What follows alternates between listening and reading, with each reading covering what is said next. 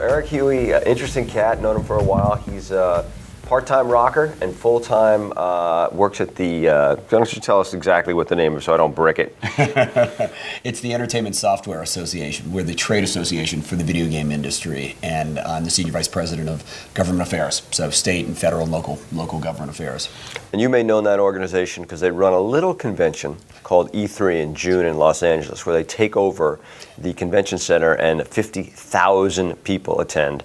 Every big video game is launched there, every console, every big company or small company puts on a show, and they have demos, and it's unbelievable. So if you have any relation to gaming, it's not to miss E3 if you can get yourself a ticket. Tell us how long that's been going on for. E3's been going on for over 15 years. The ESA and our ratings board, the ESRB, are celebrating our 20th year this year, and the convention is about 15 years old, give or take, yeah. And yeah, your CEO was telling me that it used to be a lot bigger, and they had to kind of put some reins on it because it was just too ungodly to get around there. And I remember years ago going to it, and you couldn't walk. Yeah. So obviously capping it at a certain makes a lot of sense, but it obviously it's tough for all these kids and video game freaks that need to be there because it's a beehive of everything that you want to ever be. Yeah, if you love gaming, it's the epicenter of all that. And it's a preview of all the cool stuff that's coming out in the following year.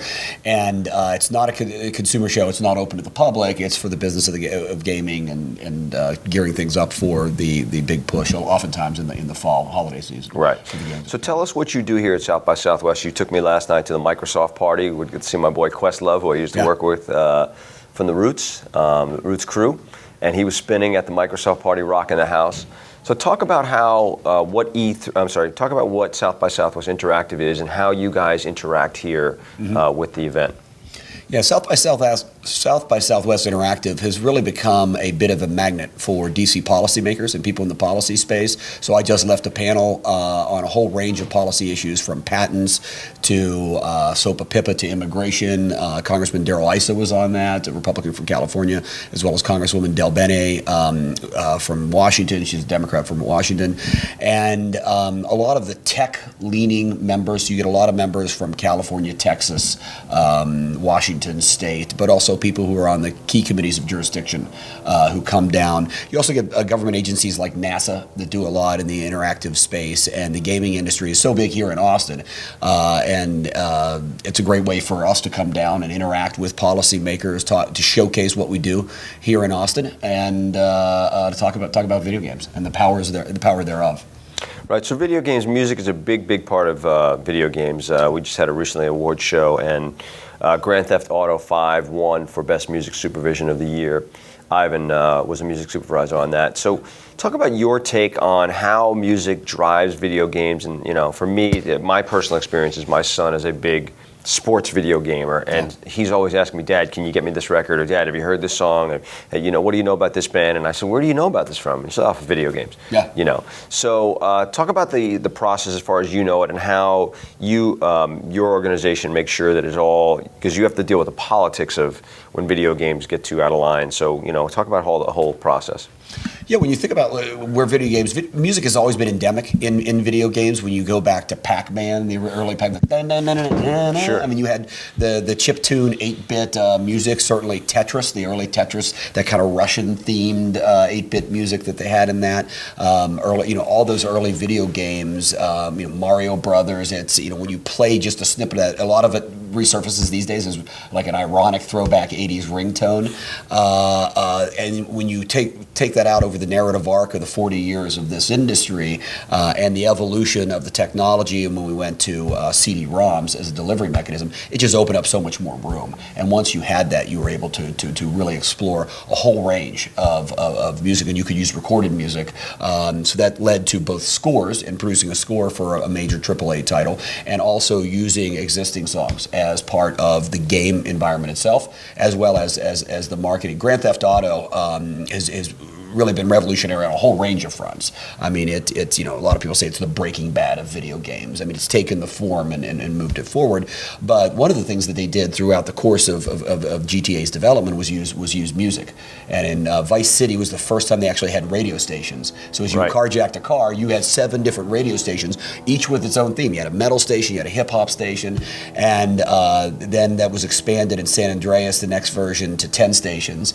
And now the GTA soundtrack is so big that there are Spotify playlists, official Spotify playlists. You can download the highlights of each as in iTunes.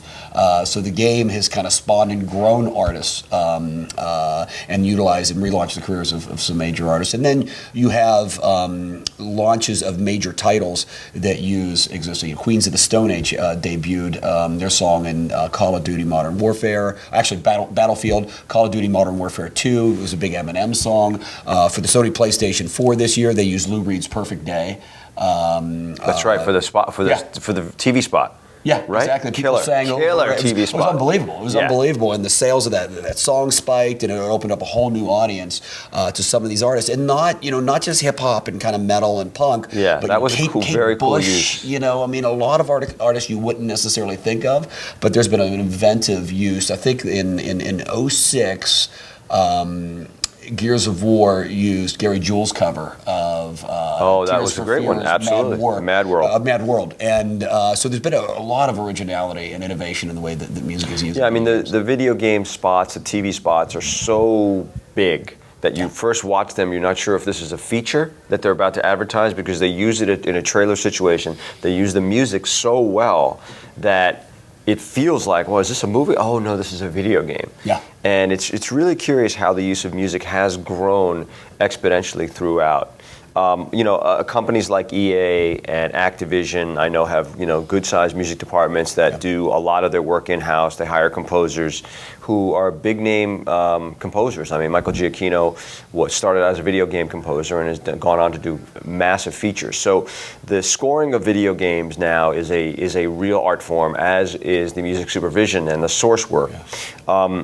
Switching gears for a second, so the politics of your world is a number of years ago there was an issue where something happened and video games got beat up on a little bit. Mm-hmm. So politics, your world, is to make sure that your organization as a trade organization represents well for the video game industry, that it's not just one isolated incident of something happening, that you guys can basically moderate it, right? Yeah. Yeah, before we get off the music, I should mention that Austin Wintory, his score to the Sony PlayStation game Journey on the PS3 was actually nominated for a Grammy. Oh, really? For best score. It was beat up by Trent Reznor, Dragon Tattoo, 2 years ago. Right. But it was the first video game to get a Grammy nomination for. Right, that's right. A couple of years ago, it was opened up that video games were added to that soundtrack category, and it is the first time it's been thrown out there. Yeah, Hollywood Bowl, they have video game nights, and people. Yeah, so that's the other thing I want to ask you. Have you ever seen the video games live? Yes, which is a it's tour. Incredible. Right. Yeah, it's incredible. So that's a thing that guy I know who helped put it together, organizing literally a tour of all the best scores from video games touring across the country. Yeah. And what I loved about it when I went to it at the Bowl was it was a real father and son type thing, or mother and son type thing, because kids are isolated in their own video game universe, but yet parents can appreciate score and the Hollywood Bowl. So this was an interesting thing. As you looked out in the audience, you saw the kids with their parents, and that their kids drag them, and perhaps their parents get a better appreciation of the video game world. Yeah, and I would say that they're not even necessarily isolated anymore. Now with the connectivity of the consoles, you could be playing with your father.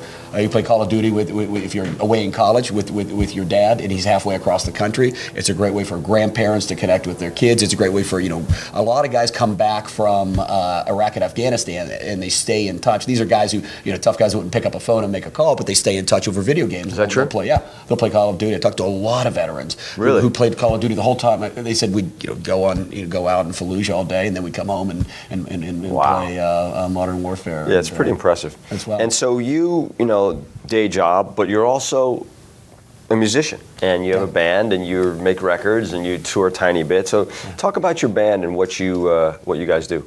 Our band is called the Surreal McCoys. We're a country punk, cowpunk, kind of Johnny Clash band in kind of the Americana vein. And a bunch of guys who met in college, played around a lot then, and then got careers kind of interceded. And then a couple years ago, we got back together, and our second gig was at the Viper Room during Oscar weekend, and put out a record called The Bottle and the Gun. And we're going into the studio in Brooklyn, in Williamsburg, in a month or two with Eric who did. He was in Steve Earle's band. He was in Joan Jett's band back in the day, and he's produced a lot of great folks like the Bottle Rockets and people that we really admire and look up to. So we're really excited. We tour. We live in 5 different cities. Bassist lives in LA. You know these guys, and we try to put together 4 or 5 tours a year with contiguous cities, and still keep the family life. And it's a good way to have an outlet. Some people have golf. Some people have You're rock and roll. This is rock and roll. Yeah, it's a real thing. So it keeps me. It's actually a great game. I'm a serviceable guitarist and the lead singer. But there's a great video game called Rocksmith where you use an actual guitar, not like Guitar Hero. Right. You use an actual guitar that you plug into the television. And are you going to do a demo for them for the? You going to do anything with them? Listen, I'm very careful about my relationships in the video game world, but the Surreal McCoys are certainly open to any licensing deals that we can get. Yeah, it'd be great. That's great. And so E3 this year, anything you know about that's going on for that? It's the dates of that are what, June? June 10th, 11th, and 12th. Okay. And it's a fun year because we have 2 new consoles, and years 2 and 3 of a console cycle are a lot of fun because that's when a lot of the big titles come out. The first year, you maybe have a handful of titles that have already been pre-designed. They'll move a couple of the sports games over. A couple of the big first-person shooters will be designed to the new consoles. But this year, there's going to be a whole slew of new games for the Sony PlayStation 4 and the Microsoft Xbox One and the Wii U, and we're really, really excited. It's going to be a big year. So maybe we'll do our show live from Q-Score from E3 this year. Who knows? Get some video game composers down there. That'd be fantastic. Fun. Anyway, Erik Huey, look for him. Surreal McCoy's record later this year, and E3, biggest one out there. See you next time. Austin, South by Southwest 2014. Daily Motion in the house, Hideaway Lounge. Peace out. For more Q-Score, please check us out at emPOWERme.tv to find out what goes on behind the curtain and how the film and TV music gets made. It happens right here. Tune in.